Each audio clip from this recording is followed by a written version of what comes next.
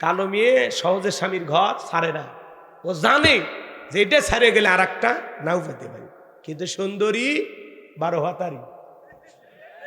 কথা কয় না কে? হাসে হাসে। কি আপনারা ফর্সা চান না কালা চান? হ্যাঁ, দেখতে সুন্দরী, কিন্তু সুন্দরী মেয়ের একটু সমস্যা আছে। বেশি সুন্দর হলে তার একটা রূপের অহংকার আছে।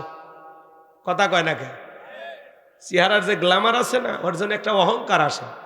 একটু 19-20 হয়ে গেলে কি আমি দেখে তোমার সংসার করি, তোমারে ফেলায় দিলে 10 জন লাইনে দাঁড়ায় আছে। তার মানে তার একটা রূপের অহংকার আছে, কালো মেয়ের গুণ আছে। ও চিন্তা করে মা বাবা অনেক কষ্ট করে একটা স্বামী দিছে, এ যদি আমার জীবন থেকে চলে যায় তো জীবনে আর ভাগ্যে জুটবে কি না। ওই জন্য মারেন পেটেন কাটেন, আপনার ঘর ছাড়ে না। কথা কন। কালো মেয়ে সহজে স্বামীর ঘর ছাড়ে না। ও জানে যে এটা ছেড়ে গেলে আর একটা নাও পেতে পারি, কিন্তু সুন্দরী 12 হাতারি। কথা কয় না কে? হাসে হাসে। আপনার তালাশ টিম দেখেন, তালাশ টিম দেখেন, ওখানে একটা মেয়ের ডালিয়া নাম, সেই মেয়ের 12টা স্বামী। ওই মহিলার কাজই হলো বিয়ে করা, কাবিনের টাকা হাতিয়ে নেওয়া। এ কাবিনের টাকা নিয়ে কয়েক কোটি টাকার মালিক হয়েছে, কিন্তু মেয়েটা দেখতে সুন্দরী। ওই জন্য বললাম 12 হাতারি। রাগ করেন নাকি আপনারা? বেশি সুন্দর হলে একটা দাম্ভিকতা আছে, অহংকার আছে, যে আমি তো সুন্দরী, একটা স্বামী গেলে আর একটা আসবে, আমার চেহারা তো দেখতে পূর্ণিমার চাইতেও ভালো। কথা কয় না কে? তার একটা রূপের অহংকার আছে, কিন্তু মেয়েটা দেখতে কালো শ্যামা, খুব বেশি সুন্দর না। চিন্তা করে এই স্বামীর সংসার যদি না করে আর একটা পাইতেও পারি, নাও পাইতে পারি। অনেক কষ্ট করে হলে আপনার নির্যাতন জুলুম সহ্য করে সংসার করে। আমার ভাইয়েরা, মা বোন যারা আছেন, মা ফর্সা কালা যেমনই হন, মন খারাপ করবেন না। আমি এগুলো উদাহরণ দিয়ে কথা বলতেছি মা, আমি আপনাদের উদ্দেশ্যে বলি নাই। আমি জানি নওগাঁর মা বোনেরা অনেক ভালো, এ এলাকার মহিলাদের বদনাম করা যাবে না। এ এলাকার মহিলারা খুবই ভালো, সব জান্নাত থেকে পালিয়ে যাচ্ছে। বদনাম করার কোনো সুযোগ নাই মা। আমি অন্য এলাকার মহিলার কথা বলতেছি, দেশি বাদ দেন, ভারতের কথা বলতেছি। চলেন সামনের দিকে যায়, খুশি থাক। আবার মহিলারা আন্দোলন করে ঝামেলায় পড়ে যাবে। আমার ভাইয়েরা মনোযোগ দিয়ে কথাগুলো শোনেন। এতটাই সুন্দরী মেয়ে, এক নজর যে দেখবে সেই পাগল হয়ে যাবে। এত সুন্দর, মানে এত দেখতে সুন্দর। কথাকে বোঝেন না? তো সবাই বলতেছে বাবা বিয়ে তো করবা, কিন্তু মেয়ের একটা গোপন সমস্যা আছে। মানে এলাকায় যদি পাত্রী দেখতে যান না, দেখবেন আশেপাশে যদি জিজ্ঞাসা করা হয় মেয়েটা কেমন, কয় উমুকের মেয়ে 7 দিন আগে একটা ছেলের সাথে কক্সবাজার ঘুরে আসছে। আর গোপন তত্ত্ব ফাঁস করে দেয়। কথা ঠিক কি না? জিজ্ঞাসা করলে তত্ত্ব বের হয় আসে। আর যুবক যারা আছো, পাত্রী দেখতে গেলে খবরদার বন্ধু বান্ধব, দুলে ভাই, এদেরকে সাথে নেওয়া যাবে না। কথা কয় দেখে, পাত্রী দেখতে গেলে সঙ্গে নিবা মা আর বোনকে, খালা ভাবি কেউ নিবা না। খালাকে সাথে নিলে মেয়ে দেখতে যতই সুন্দর হোক, তখন বলবে হ্যাঁ আমার বাড়ি লাভলি ভালো। তার মানে কি, বাড়িতে খালার একটা মেয়ে আছে। কথা কম, খালা চায় যে এদিক ওদিক দেখে লাভ কি, আমার ঘরেই তো আছে। কথা কি বোঝে? আর ভাবিরে নিয়ে গেলে ভাবি চাইবে না তার চাইতে বেশি সুন্দরী কেউ ওই বাড়ির বউ হয়ে আসুক, তাতে ভাবির আদর যত্ন কদর কমে যাবে। এজন্য ভাবি চায় যে তার চাইতে যেন কম সুন্দরী কেউ ওই বাড়িতে বউ হয়ে আসে। এজন্য এই 2 মহিলাকে নিয়ে পাত্রী দেখতে যাওয়া যাবে না। নিয়ে যাবা কারে? মা আর মায়ের পেটের আপন বোনকে। কথা কন। মা চাইবে আমার ছেলের একটা বউ হোক চাঁদের মতো সুন্দরী, বোন চাইবে আমার ভাইয়ের যেন একটা সুন্দরী ভাবি হয়। এই 2টা মানুষ চাইবে তোমার ভালো, ঠিক আছে? এবার পাত্রী দেখতে গেলে কারে নিয়ে যাবা? কথা কয় না। খবরদার কোনো বন্ধু বান্ধব দোস্ত এগুলো নিয়ে যাওয়া যাবে না। রাগ করেন নাকি আপনারা? এদিকে খেয়াল করে শোনেন বাজান, এই বারটিকে বলে ও লোকমানে হাকিমের সন্তান, এই মেয়েটার একটা গোপন সমস্যা আছে। কি সমস্যা? বলে একবার নয়, দুইবার নয়, এই মেয়েটার এর আগেও 10টা স্বামীর সাথে বিবাহ হয়েছে, 10 বার বিবাহ হয়েছে। প্রত্যেকটা স্বামী বাসর ঘরে মারা গেছে, একটা স্বামী বাসর ঘর থেকে জীবিত বের হয় নাই। তোমার সিরিয়াল 11 নাম্বার, রাজি থাকলে এখন আমরা বিবাহের আয়োজন করব। লোকমানে হাকিমের সন্তানের মনে মনে ধইরা গেছে বাজান, কিন্তু যে সমস্যার কথা শুনলো এখন তারপরেও বিয়ে করতে চায়। আপনারা কি ঘটনাটা শুনবেন? এর আগে 10 বার বিয়ে হয়েছে, প্রত্যেকটা স্বামী বাসর ঘরে মারা গেছে। লোকমানে হাকিমের সন্তান 11 নাম্বার, মেয়েটা দেখতে এতটাই সুন্দরী, বলে যত বিপদ মুসিবত আসুক আমি বিয়ে করবই। লোকমানে হাকিমের সন্তানের সাথে বিবাহ হওয়ার ঘটনাটা কি আপনারা শুনবেন? কারা কারা একটু 2 হাত তুলে আল্লাহকে দেখান, লিল্লাহে তাকবীর, লিল্লাহে তাকবীর। লোকমানে হাকিম তার সন্তানকে ডেকে বলেন, ইয়া বুনাইয়া লা তুশরিক বিল্লাহ, হে আমার বর্ষে আমার কলিজার টুকরা সন্তান, লা তুশরিক বিল্লাহ, আল্লাহর সাথে কখনো কাউকে শরীক করা যাবে না। ইন্না শিরিকা লা যুলমুন আযীম, নিশ্চয়ই শিরিক হলো সবচাইতে বড় জুলুম, সবচাইতে বড় অপরাধ। সব পাপের বড় পাপ নাম হলো শিরিক। বড় শিরিকগুলোকে শিরিকে আকবর বলা হয়, ছোট শিরিকগুলোকে শিরিকে আসগর বলা হয়। এদিকে খেয়াল করেন, শিরিক হলো মোট 42 প্রকার, এগুলোকে ভাঙলে হয় 72 প্রকার, সর্বমোট হলো 120 প্রকার। আমার ভাইয়েরা, 120 প্রকার যদি একে একে করে করে শুরু করা হয়, সারা রাত চলে যাবে, আলোচনা শেষ হবে না। সংক্ষিপ্ত করে 2-1টা কথা বলে যায়। আমাদের সমাজে অসংখ্য শিরিক আছে, আমরা অনেকে হয়তো এখনো শিরিকের সাথে জড়িত আছি।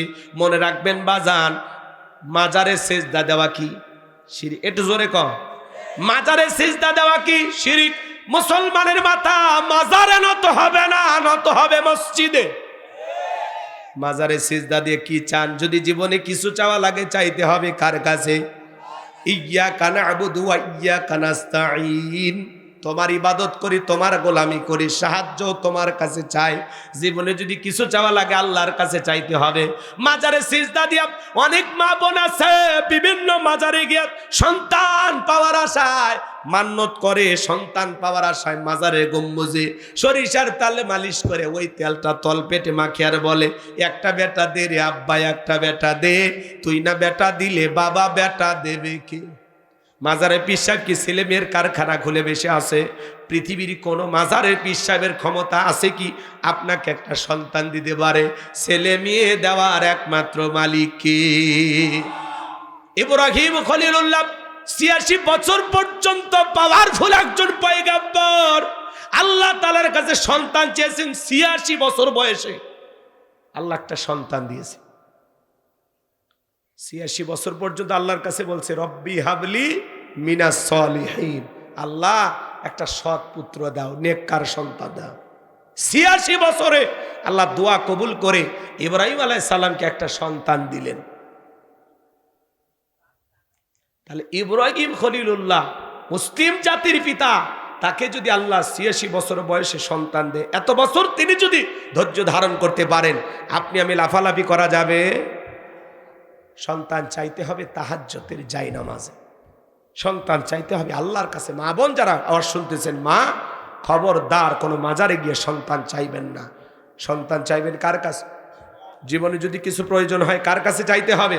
ফাইদা ফারাগাতা ফানসাব ওয়া ইলা রাব্বিকা ফারগাব। আল্লাহু আকবার।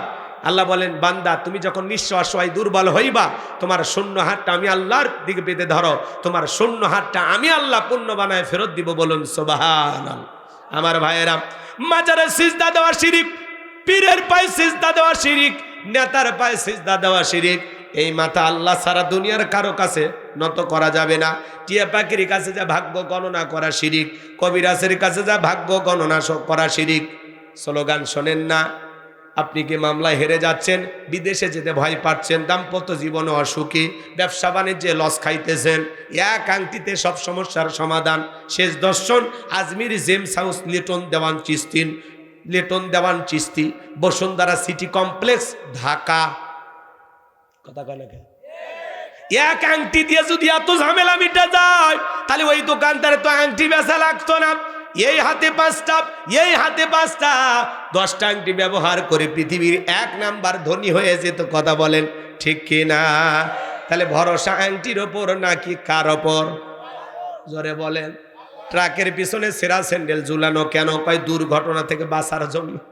আছে না? না, আজকে একটা দেখলাম বাজান, এক ট্রাফিক পুলিশ অটো রিক্সার পিছনে ঝুলে যাচ্ছে, অটো রিক্সাওয়ালার টাইনে টাইনে নিয়ে যাচ্ছে। গাজীপুরের ঘটনা। এক ট্রাফিক পুলিশ কি কারণে অটো যেন থামাইতে গেছে, অটোওয়ালা মারছে টান, এইবার অটো পিছনে, অটো রিক্সার পিছনে ঝুলে আছে ট্রাফিক পুলিশ। বলতেছে দেখি তো তোর কত গতি, টাইনে নিয়ে যা। সোশ্যাল মিডিয়ায় ঘটনাটা ভাইরাল হয়ে গেছে যে একটা অটো রিক্সার পিছনে ট্রাফিক পুলিশ ঝুলে আছে। কেন ঝুলন্ত অবস্থায় কেন পুলিশের লোকেরা আছে? রাগ করতেছেন নাকি আপনারা? আমার ভাইয়েরা মন খারাপ করবেন না। সমাজে প্রশাসনের ভাইয়েরা অনেক গুরুত্বপূর্ণ দায়িত্ব পালন করেন।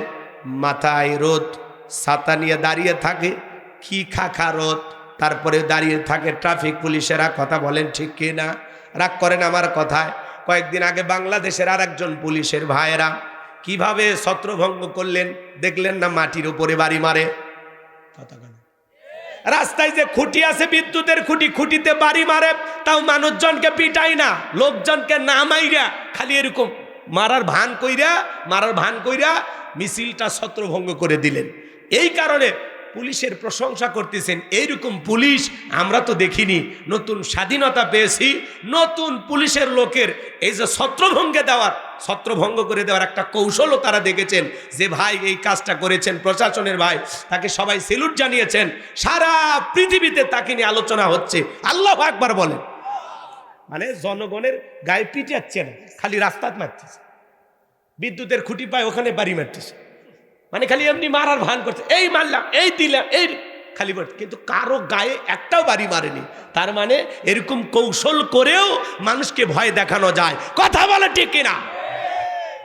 তো আমাদের প্রশাসনের ভাইয়েরা তো এরকম ভূমিকা পালন করলে দেশ ও জাতির বাহবা পাবে, সম্মান পাবে, শ্রদ্ধা পাবে, ভালোবাসা পাবে। কিন্তু জনগণের টাকা দিয়ে যদি গুলি কিনা, বেতন বোনাস খাইয়া, জনগণের টাকা বোঝেন নাই, জনগণের ট্যাক্সের টাকা দিয়া ওনাদের জীবন চলে। সেই জনগণের ট্যাক্সের টাকা দিয়ে যাদের বেতন হয়, সেই প্রশাসনের ভাইরা যখন জনগণের বুকে গুলি চালায়, এটা হলো সবচেয়ে দুঃখজনক। কথা বলেন ঠিক কিনা? বিগত বছরগুলোতে প্রশাসনের ভাইদেরকে যারা ছিল স্বৈরাচার, তারা দানবের মতো ব্যবহার করেছিল। কথা বলেন ঠিক কিনা? এখন আলহামদুলিল্লাহ প্রশাসনের ভাইদের ভিতরে অনেকটা পরিবর্তন। আমরা চাই প্রশাসনের ভাইয়েরা হবে জনগণের বন্ধু। কথা বলেন ঠিক কিনা? আমরা মিলেমিশে নতুন একটা বাংলাদেশ চাই। আল্লাহ কবুল করেন, জোরে বলেন আমিন। আর যারা জুলুম করেছিলেন আজকে কেউ নাই, সব পালিয়ে গেছে। আছে? জোরে বলেন কেউ আছে? সব ভাইকে গেছে। আমরা বারবার বলেছিলাম, এই যে যারা ওঠা বসা করছে, কি ভাই ওই দল করতেন নাকি? আচ্ছা, রাগ করে না, থাকতে পারে। ধানের মধ্যে পাতার নাই, কথা কর। বড় বড় হাইব্রিড নেতারা পালিয়ে গেছে, কিন্তু ছোট ছোট মানুষগুলো নাই। মহাব্বত করে, কি করবেন, থাকতেই পারে মহাব্বত। কিন্তু আমরা বলতেছি যে মা সন্তানকে ফেলায়া যায়, সেই মায়ের মহাব্বত না রাখাই ভালো। কথা কন, কথা কন। আমরা বারবার বললাম ম্যাডাম পদত্যাগ করেন। আল্লাহ বলে কিসের পদত্যাগ? এরা যে অন্যায় অপরাধ করেছে, শুধু পদত্যাগ না, আমি আল্লাহ এদেরকে দেশ ত্যাগ করতে বাধ্য করব। ইন্না বাতশা রাব্বিকা লাশাদীদ, আল্লাহর পাকড়াও বড় কঠিন। আল্লাহ ধরে না, যেদিন ধরবে মাগুবাড়ি দিল্লি গিয়ে পড়বে। কথা বলে ঠিক কিনা? আজ নাই, চলে গেল। বড় বড় কথা বলতো, আমরা মোহাব্বত ভালোবাসা সবাই ভালোবাসতো না, কেন চলে গেলেন? মমতাময়ী প্রধানমন্ত্রী বলা হতো। এদেশের মা এইভাবে চলে গেল দেশের জনগণকে ভেলাইয়া, এটা তো কথা ছিল না। আবার মাঝে মাঝে কল রেকর্ড ফাঁস হয়, বলে আমি দেশের কাছে আছি, শর্ট করে ঢুকবেনই তো বের হলেন কেন? আর যাওয়ার আগে বলে যাননি, আসার আগে কেন বলতে হবে? যেদিন মনে চায় আসেন। আমরাও বুঝি মেয়ে মানুষ কতদিন বাহিরে থাকবেন, আমাদেরও তো মায়া মোহব্বত আছে। আপনি আসেন, এই দেশ আপনার বাবার, এই দেশ আপনার স্বামীর, আপনি আসেন। কথা কর, যেদিন মনে চায় আপনি আসেন, বলার দরকার নেই, আপনি আসেন। কথা কর। ববু আইবা, তুমি আইবা গো, সেই দিন আইসা বুবু ক্ষমতা পাইবা না। খোঁজ নাই বহু কাদের কাকার, অবস্থা খারাপ দরবেশ বাবার, হাউ নাঙ্কেল এখন সামনে আসে না। নেহাতা কর্মী সব জেলের ভিতর, আমি আসি ডরের ওপর, কখন জানি আসে গ্রেপ্তারি পরোয়ানা। বুবু আই বাপ তুমি আই বাহাগো, সেই দিন আইসা বুবু চিয়ার পাই বাহানা। ক্ষমতার চেয়ার থেকে নামা সহজ, কিন্তু এই চেয়ারে ওঠা কঠিন। কথা বলে ঠিক কিনা? আর আগামীতে আমরা সিদ্ধান্ত নেব, আর যাই হোক কোন নারীকে এই দেশের প্রধানমন্ত্রী বানাবো না। যেই দলেরই হোক পুরুষ প্রধানমন্ত্রী চাই। কারা কারা হাত তুলে দেখা? লিল্লাহি তাকবীর। হাত নামান। নারীদের দেখার দিন শেষ, আগামীতে পুরুষের বাংলাদেশ। পুরুষ হবে আমাদের নেতা, যেই দলেরই হোক পুরুষ চাই। পুরুষ পুরুষ কি মনে থাকবে তো ইনশাল্লাহ।